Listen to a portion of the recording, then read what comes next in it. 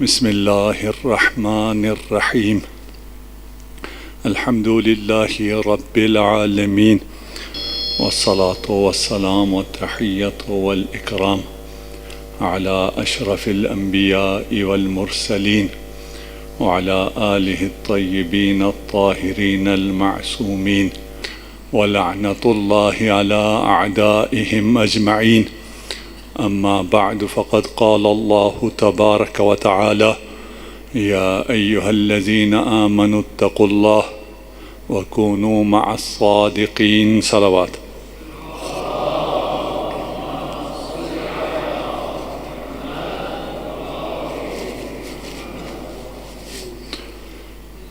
ایام فاطمیہ کی سلسلے کی دوسری مجلس ہے. اپنی طبیعت کی خرابی کی بنا پر کل حاضر نہیں ہو سکا تھا. کوشش کروں گا انشاءاللہ آپ ساتھ دیں گے تو کچھ حاضری ہم بھی اس در پہ دے سکیں. صلوات پڑھ دیجئے محمد و آل محمد.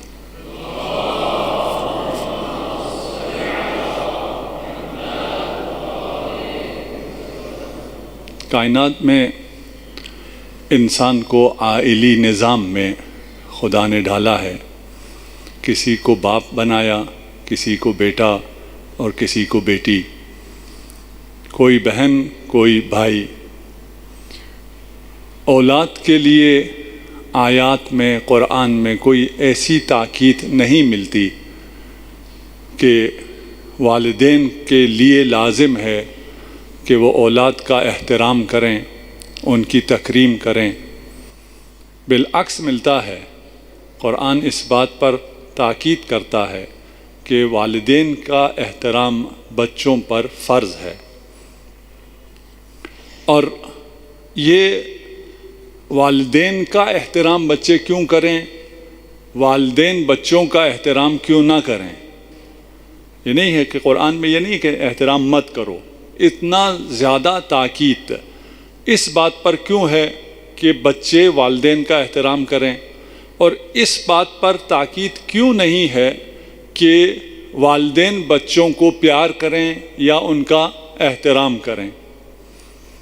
ہو سکتا ہے ہم یوں کہیں کہ جب بچوں کو والدین کی ضرورت ہوتی ہے تو فطری طور پر والدین بچوں پر توجہ دیتے ہیں، اور جب والدین کو بچوں کی ضرورت ہوتی ہے تو فطری طور پر بچے والدین پر توجہ نہیں دیتے ہیں. یہ ایک فطری عمل ہے. جب بچے محتاج ہوتے ہیں والدین کو بچوں کی مدد کرنے میں مزہ آتا ہے، اور جب والدین محتاج ہو جاتے ہیں تو بچوں کو والدین کی خدمت گراں گزرتی ہے. ہونا تو یہ چاہیے تھا، ہونا برعکس چاہیے تھا. بچے نے والدین پہ کوئی احسان نہیں کیا جو والدین نے اس احسان کا بدلہ چکانا ہو، جبکہ والدین نے اسے پالا ہے، پوسا ہے، احسان کیا ہے. اب اس کے احسان چکانے کا وقت آیا ہے تو اسے احسان احسن انداز میں چکانا چاہیے تھا، اور یہ کہنا چاہیے تھا اس کا تو احسان ہے بچوں پر، تو یہ بچے تو احترام کریں گے ہی کریں گے. لیکن کیونکہ بچوں کا کوئی احسان نہیں ہے والدین پر، وہاں مسئلہ ہے، وہاں آیات زیادہ نازل ہونی چاہیے تھی، روایات زیادہ آنی چاہیے تھی. لیکن معاملہ اس کے برعکس ہے. قضا ربک الا تعبدوا الا ایاہ وبالوالدین احسانا. والدین کے ساتھ احسان کو کہاں رکھا ہے کہ اللہ کے علاوہ کسی کی عبادت نہیں ہو سکتی ہے، اور اللہ کی عبادت کے فوراً بعد والدین کا احترام، والدین پر احسان کرنا. اور پھر بڑی تفصیل سے آیت چلتی ہے کہ اگر تم خوش نصیب ہوئے اور تمہیں یہ نصیب ہوا کہ تمہارے والدین میں سے ایک یا دونوں اس حالت میں آگے جہاں وہ تم پر محتاج ہو گئے. یہ احتیاج مالی نہیں ہے. ہاں صرف آپ ہو سکتا کہیں نہیں میرے والدین ویل آف ہیں، وہ میرے محتاج نہیں ہے. یہ صرف مالی احتیاج نہیں ہے. جب والدین بزرگ ہو جاتے ہیں، آپ جوان ہو جاتے ہیں، وہ ہو سکتا ہے ابھی بھی آپ کو فیڈ کرتے ہوں، ابھی بھی آپ کی مالی سپورٹ وہی کرتے ہوں، انہی کی جائیداد پر ابھی آپ اکڑتے ہوں، لیکن پھر بھی ان کو آپ کی توجہ کی ضرورت ہوتی ہے، آپ کے پیار کی ضرورت ہوتی ہے۔ جیسے آپ کو بچپن میں والدین کی پیار کی ضرورت تھی، ان کے وسائل کی ضرورت نہیں تھی، آپ کو کھلونوں کی ضرورت نہیں تھی، آپ کو ماں کی توجہ کی ضرورت تھی، اس وقت آپ کو توجہ ملی ہے۔ اب جب والدین بڑھاپے میں آ گئے ہیں تو والدین کو آپ کی توجہ چاہیے، اور قرآن فَلَا تَقُلْ لَهُمَا اُفٍّ، جب توجہ چاہیے تو آپ نے اف بھی نہیں کہنا ہے، آپ نے خدمت کرنی ہے۔ یہاں قرآن کہہ رہا ہے کہ والدین کی خدمت کرو، والدین کا احترام کرو، اور جس بیوی کا ذکر ہم یہاں کرنے کے لیے جمع ہیں، وہ جب رسول خدا کے سامنے آتے تھے تو رسول خدا ان کا ایسا احترام کرتے تھے جیسا احترام کسی نے کسی کا نہیں کیا۔ اگر میں پہنچا سکوں اپنے جملے، کسی نے اس کائنات میں کسی کا ایسا احترام نہیں کیا جیسا احترام ختمی مرتبت اپنی بیٹی فاطمۃ الزہرا سلام اللہ علیہا کا کیا کرتے تھے۔ آپ کہیں شاید میں بھی اپنے والد کا احترام کرتا ہوں، میں بھی اپنی بچی کا احترام کرتا ہوں۔ اگر آپ کسی کے احترام میں کھڑے ہوں، آپ کا کھڑا ہونا کہاں ہے؟ ختمی مرتبت کسی کے احترام میں کھڑے ہوں تو وہ کھڑا ہونا کہاں ہے؟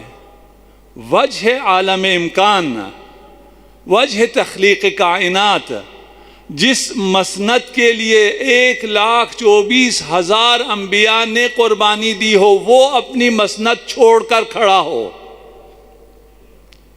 وہ احترام کرے۔ احترام بچوں نے والدین کا کرنا تھا، یہاں والدین نہیں، امت کا باپ، انا وعلی ابوا ھذہ الامہ، وہ ایک بیٹی کا احترام کر رہے ہیں۔ اور یہ احترام آیا بیٹی ہونے کے اعتبار سے ہے کہ کیونکہ آپ بیٹی تھیں، باپ کو بیٹی کا یوں احترام کرنا چاہیے۔ اگر اس کی وجہ صرف یہ ہو کہ آپ ایک بیٹی تھیں اور بیٹی کا ایسا احترام اسلام میں سنت میں ہے، اگر ایسا ہو تو ہمارے لیے تو آسان ہے، لیکن ہمارے بھائیوں کے لیے تھوڑا سا اس میں مشکل ہو جائے گی۔ رسول خدا کی کتنی بیٹیاں تھیں؟ ہم تو کہیں گے ایک، لیکن آپ ان سے پوچھیں وہ کہیں گے 4، آپ 5 بنائیں، آپ 3 بنائیں، جتنے بھی تھے، ایک نہیں تھے، زیادہ تھے۔ ایک کا تو احترام ہمیں نظر آ رہا ہے، کہاں نظر آ رہا ہے؟ صحاح میں نظر آ رہا ہے، تاریخ میں نظر آ رہا ہے، ادب میں نظر آ رہا ہے، سنت میں نظر آ رہا ہے، سیرت رسول میں نظر آ رہا ہے۔ باقی جو تھیں ان کا احترام کہاں ہے؟ اگر رسول کی باقی بیٹیاں بھی تھیں تو پھر بیٹی کا احترام تھا نا۔ جناب سیدہ کے آنے پہ یہ جو احترام ہے، یہ ایک بیٹی کا احترام تھا۔ جب بیٹی کا احترام ہے تو بیٹی کا یہ احترام 4 بیٹیوں کو برابر ملنا چاہیے تھا، کہ کہاں ہے؟ باقی بیٹیوں کا احترام کہاں ہے؟ باقی بیٹیوں کے فضائل کہاں ہیں؟ باقی بیٹیوں کے لیے حدیثیں کہاں ہیں؟ بیٹوں کی طرح تو نہیں تھے نا جلدی ان کے وفات ہو گئی، وہ تو آپ کے بقول قید حیات میں تھیں، ان کی شادیاں ہوئی ہیں اور وہ سلسلہ بہت آگے تک چلا ہے۔ اور جناب سیدہ کی کوئی بہت زیادہ عمر انہوں نے بھی نہیں پائی ہے۔ اگر باقی بیٹیاں بھی تھیں، اتقوا اللہ، صحیح مسلم، وعدلوا فی اولادکم، رسول خدا خود فرما رہے ہیں خدا کا تقوی اختیار کرو اور اپنی اولاد میں، بعض روایت میں اولاد ہے، صحیح مسلم میں اولاد ہے، بعض میں بنات ہے، مسئلہ فرق نہیں کرتا، اپنی بچیوں میں انصاف کرو، عدالت کرو، سب کو برابر کا توجہ دو، سب کو برابر پیار دو۔ اگر یہ ایک باپ کا بیٹی کے لیے پیار تھا تو یہ باپ کا باقی بیٹیوں کا پیار بھی دکھاؤ۔ کہ باقی بیٹیوں کو بھی باپ نے اس طرح کا پیار دیا ہو. ان اللہ یأمر بالعدل الا وهو العدل بین الاولاد. یہ سب اہل سنت روایتیں ہیں کہ اللہ عادل کا حکم دیتا ہے، اور وہ روایت کہہ رہی ہے رسول خدا فرما رہے ہیں کہ یہاں عادل سے مراد اولاد میں عادل ہے. ان اللہ تعالی یحب ان تعدلوا بین اولادکم حتی فی القبل. چومنے میں بھی فرق نہیں رکھنا چاہیے. آپ ایک بچی کو زیادہ پیار کریں، زیادہ بوسے دیں، زیادہ چومیں، دوسرے کو کم چومیں یا نہ چومیں، یہ ممکن نہیں ہے. یہ کہیے چلیں زیادہ تھی، ہم آپ کے ساتھ چلتے ہیں نا، زیادہ تھی. اور جب زیادہ میں سے ایک کو اتنا پیار مل رہا ہے تو مطلب یہ ہے کہ ان زیادہ میں یہ صرف بیٹی ہونے کے اعتبار سے یہ پیار، یہ توجہ، یہ محبت نہیں لے رہی تھی. 4 میں سے ایک کو یہ توجہ مل رہی تھی، وہ حجت اللہ ہونے کی بنا پر تھی، وہ نور اللہ ہونے کی بنا پر تھی. وَإِلَّا سوال رسول خدا پر پیدا ہوتا ہے، جسارت ہو جاتی ہے، ایسی گستاخی ہوتی ہے جس کو قابل تصور نہیں ہے.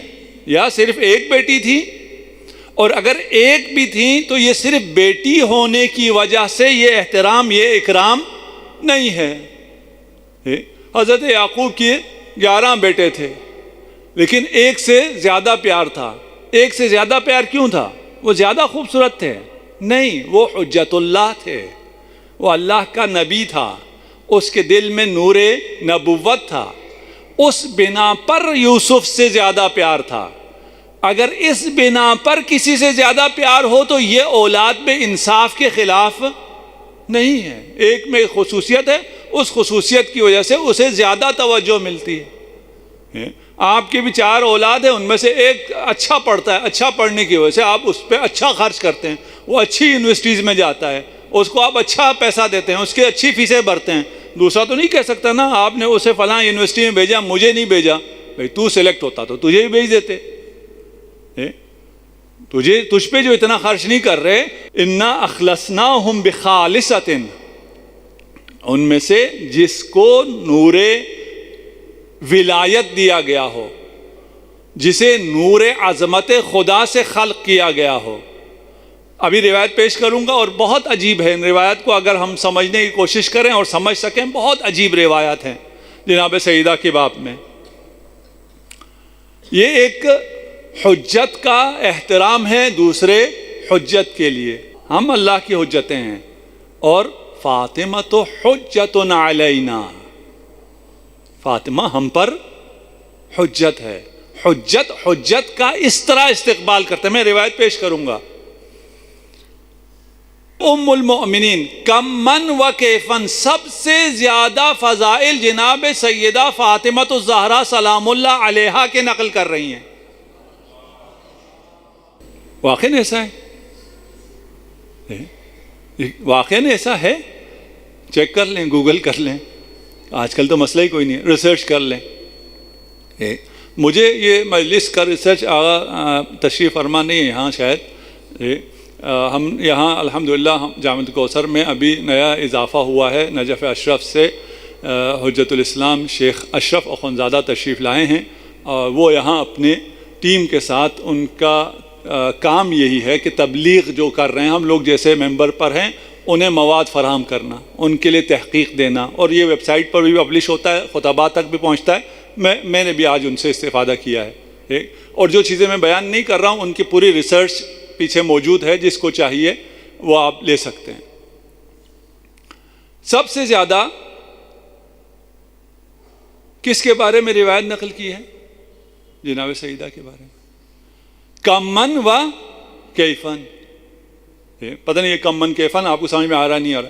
کمیت کے لحاظ سے بھی، تعداد کے لحاظ سے بھی سب سے زیادہ جناب سیدہ کے لیے کے فضائل میں ہیں، اور کوالٹی کے لحاظ سے بھی، میرٹ کے لحاظ سے بھی، معیار کے لحاظ سے بھی، کیفیت کے لحاظ سے بھی ایسی احادیث ہیں کہ وہ ایک حدیث ہزاروں پر باری ہے.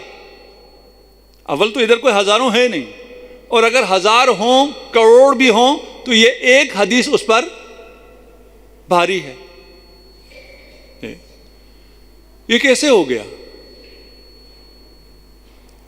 یہ ہم اپنی کتابوں کی بات کر رہے ہیں، نہیں، ام المومنین سے ہماری کتابوں میں نہیں ہے، ام المومنین سے آپ کی کتابوں میں، یعنی ہمارے برادران کی کتابوں میں جناب سیدہ کے بہت زیادہ فضائل نقل ہوئے ہیں۔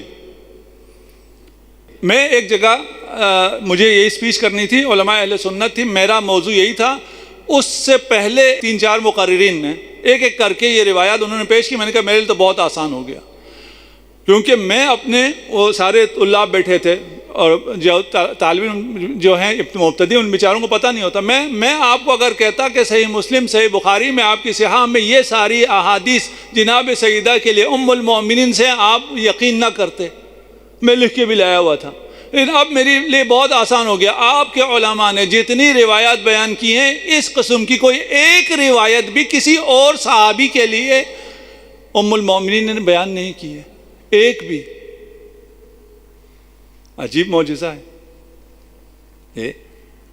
بعض کہتے ہیں کہ جو راوی تھے انہیں سمجھ میں نہیں آئی ہے، اگر سمجھ میں آئی ہوتی تو یہ روایت نقل نہ کرتے۔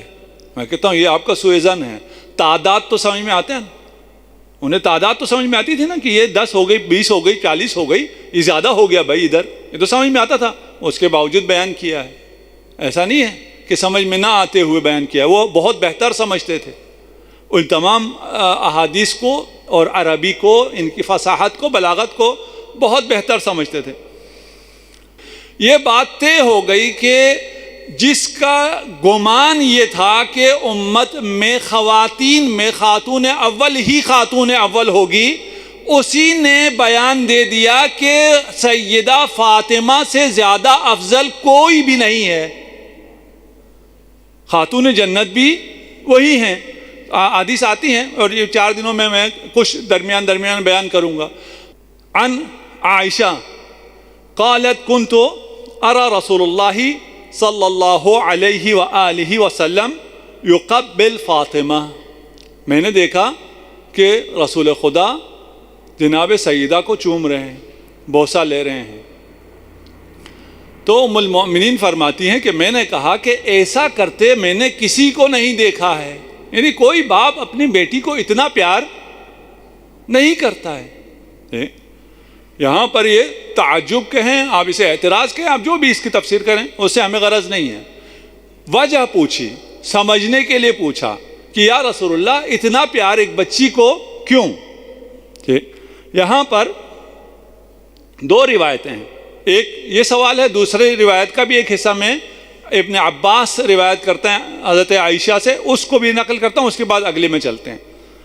قال دخلت عائشہ علی رسول اللہ وهو يقبل فاطمة فقالت له اتحبها یا رسول اللہ، جب دیکھا کہ فاطمہ کا بوسہ لے رہے ہیں، پیار کر رہے ہیں، تو فرمایا اتحبها یا رسول اللہ، آپ اسے بہت چاہتے ہیں، آپ کو فاطمہ سے بہت محبت ہے۔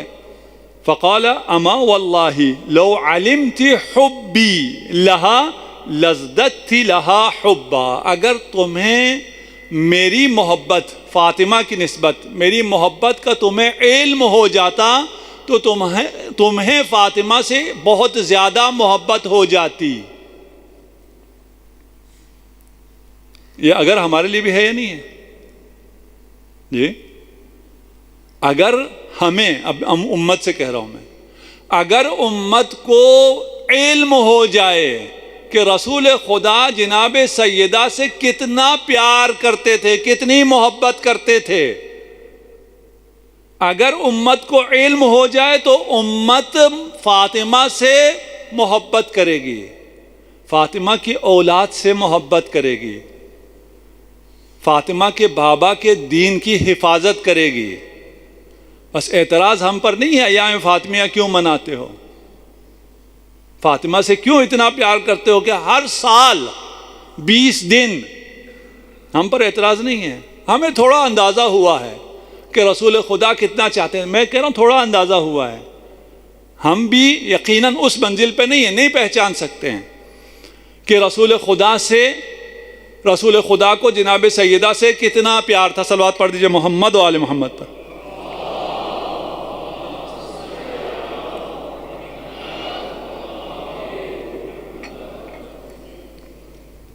ایک شخص ہے، وہ قوم میں ہوا کرتا تھا، اور محرم کے ایام میں ایک خطیب کو اس نے دعوت دی. خطیب آیا پہلی محرم کو، اس نے کہا جی جناب سیدہ کے مصائب پڑھنے. اس نے کہا ٹھیک ہے، ایک رات پڑھ دیں گے. دوسری رات ہوئی تو اس نے کہا آج بھی جناب سیدہ کے مصائب پڑھنے. اس نے کہا یہ تو عشرہ محرم ہے، عشرہ محرم کے اپنے مصائب ہیں، پہلی محرم کے اپنے مصائب ہیں، دوسری کے اپنے مصائب ہیں. کہا نہیں، آپ جناب سیدہ کے ہی مصائب پڑھیں. تیسری رات اس نے پھر درخواست کی کہ آج بھی آپ جناب سیدہ ہی کے مصائب پڑھ دیں. یہ کہتا ہے میں کیونکہ وہ بانی تھا، جو وہ کہتا گیا میں اس طرح پڑھتا گیا. اس کے بعد پھر میں نے عاشورہ کے مصائب پڑھے، اور 11 محرم کو میں نے اس سے پوچھا کہ معاملہ کیا ہے، کیوں تم نے کہا محرم کے بھی ایام میں کہا کہ جناب سیدہ کے مصائب پڑھو. اس نے کہا کہ میں پہلے شیعہ نہیں تھا، میرا تعلق عامہ سے تھا. مجھے خدا نے ایک بیٹی دی تھی، میں دبئی میں رہتا تھا، اور مجھے اپنی اس بیٹی سے بڑا پیار ہو گیا. اور اس نے جب بولنا شروع کیا، بابا بابا کہنا شروع کیا، تو سارا دن جب کام پہ رہتا تھا دل چاہتا تھا واپس گھر پہنچوں اور بیٹی سے بابا سنوں. ایک دن میری بیوی نے فون کیا کہ جلدی گھر آؤ، بچی ہاتھ سے جا رہی ہے. میں گھر آیا، بچی کے حلق میں ایک سکہ پھنس گیا تھا. اس کو لے کر ہاسپٹل پہنچا. دبئی میں آپ کو پتہ ہے جو ہاسپٹل ہیں وہاں پر اکثر کرسچنس ہیں، گورے ہیں. ان سے کہا میری اس بچی کو بچا لو. انہوں نے جب حالت دیکھی تو انہوں نے کاغذ دستخط کرائے کہ اگر اس کی جان بچ گئی تو اس کی آواز نہیں بچ سکتی، ہم آپریشن کریں گے، اس کی آواز ختم ہو جائے گی، آپ دستخط کر دیں. کہ بچی کی جان اس کی آواز سے زیادہ پیاری تھی. دستخط کر کے کاغذ کو تھما دیا. پھر دل میں خیال آیا، مدینہ کا رخ کیا اور رسول خدا سے کہا کہ اے رسول اللہ، اللہ نے آپ کو بھی ایک بیٹی دی تھی، مجھے بھی ایک بیٹی تھی. آپ جتنا اپنی بیٹی کو چاہتے تھے اتنا میں اپنی بیٹی کو چاہتا ہوں. میں آپ کو وسیلہ بناتا ہوں. اگر میری بیٹی کو شفا مل گئی تو میں فاطمہ کا شیعہ بن جاؤں گا. میرے دل میں یہ خیال آیا، میں ابھی گڑ گڑا ہی رہا تھا، رو رہا تھا، جناب ختمی مرتبت کو وسیلہ بنا ہی رہا تھا کہ ڈاکٹر باہر آیا اور کہا مبارک ہو مبارک ہو، تمہاری بچی کو مسیح نے شفا دے دی. کہتا میں اس سے نہیں الجھا کہ میری بیٹی کو مسیح نے شفا نہیں دی ہے. میرے پاس ابھی اس کا وقت نہیں تھا کہ اس کو سمجھاؤں. میں بیٹی کے پاس گیا، دیکھا وہ بابا بابا کر رہی ہے، بول رہی ہے. پوچھا کیا ہوا، کیسے ہوا؟ کہا بابا جب مجھے یہاں آپریشن تھیٹر میں لایا گیا تو مجھے بے ہوش کیا، ایک بی بی آئی، اس نے مجھے اپنے سینے سے لگایا، اس نے ایک تھپکی دی، میرا سکہ نکل آیا. اس نے مجھ سے کہا اپنے بابا سے کہنا کہ اپنا وعدہ نہ بھولے. اس نے وعدہ کیا تھا نا کہ وہ میرا شیعہ ہو جائے گا، لیکن ایک بات اور بتانا اسے. اس نے کہا تھا میرے بابا سے کہ جتنا آپ اپنی بیٹی کو چاہتے ہیں اتنا میں اپنی بیٹی کو چاہتا ہوں. واللہ جتنا میرے بابا مجھے چاہتے ہیں اسے تم سوچ بھی نہیں سکتے ہو.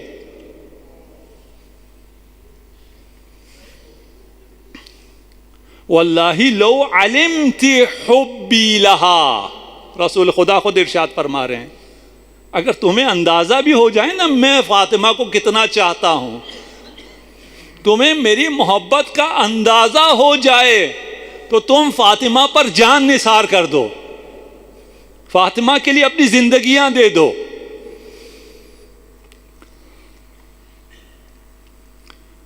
پھر فرمایا کہ جب میں معراج پر گیا، بس وقت آ گیا، کتنا چاہتے تھے اس کا کس طرح بیان فرماتے.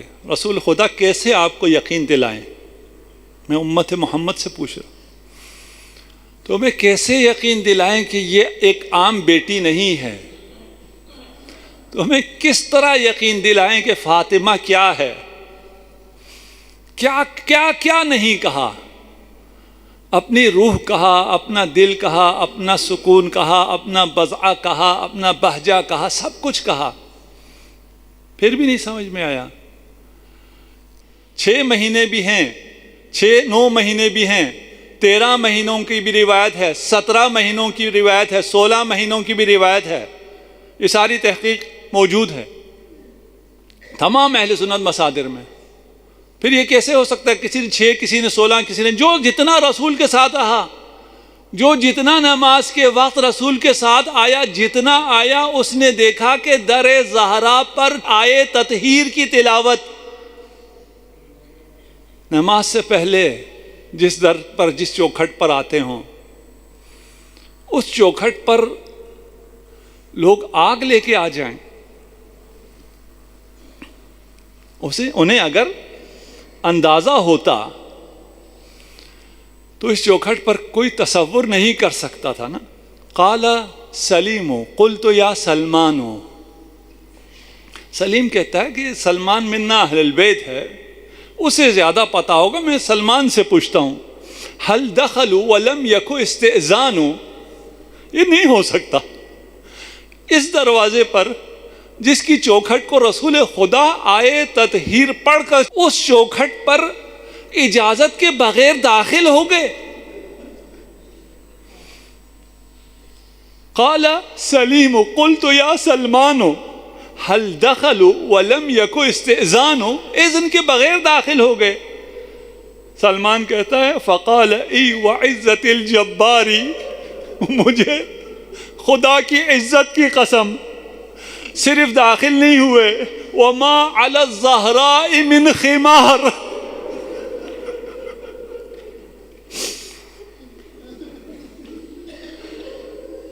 لوگوں نے بڑا ظلم کیا ہے، کہتے ہیں زہرا دروازہ کھولنے کیوں آئی؟ زہرا دروازہ کھولنے کب آئی تھی؟ زہرا تو یہ بتانے آئی تھی اس دروازے کے پیچھے زہرا ہے،